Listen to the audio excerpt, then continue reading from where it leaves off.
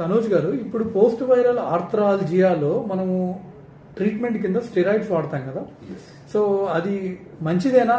అది ఎంతవరకు, దీని గురించి చెప్పండి. ఓకే, సో ఇందాక మనం అనుకున్నట్టే ప్రీవియస్ వీడియోలో వైరల్ ఆర్థరైటిస్ అనేది 15 డేస్ నుంచి 6 months వరకు ఎంతైనా ఉండొచ్చు, 3 months ఉండొచ్చు, ఎంతైనా ఉండొచ్చు. సో ప్రొలాంగ్డ్ కోర్స్ అనే దానికన్నా ముందు ఇఫ్ ఇట్ ఇస్ సాయి మనకు 15 days అనుకో, స్టిరాయిడ్స్ వాడితే పర్వాలేదు. ఆ స్టిరాయిడ్స్ లో కూడా లోడో స్టిరాయిడ్స్ లైక్ డిఫ్లాజాపోర్ట్ వాడుకోవచ్చు, లేదంటే దానిపైన కొద్దిగా మిథైల్ప్రెడ్నిజోలోన్ అలాంటివి వాడచ్చు. ఇలాంటివి కాకుండా మనం ఒకవేళ ప్రొలాంగ్ కోర్స్కి వెళ్తున్నప్పుడు స్టిరాయిడ్స్ వాడాల్సిన అవసరం లేదు. ఎందుకంటే ఇప్పుడు చాలా మంచి డ్రగ్స్ వచ్చాయి కొత్తగా. మనం హైడ్రాక్సీ క్లోరోక్విన్ కానీ, పైరాక్సిక్యాన్ కానీ, లేదా కొన్ని కేసెస్ లో ఫోలిట్రాక్స్ కూడా వాడచ్చు, సల్ఫ్సాలిజిన్ వాడచ్చు. ఇలా there are so many options other than steroids కూడా. But at the considering this video, దయచేసి మీ అందరూ మీరు ట్రీట్మెంట్ తీసుకోవద్దు.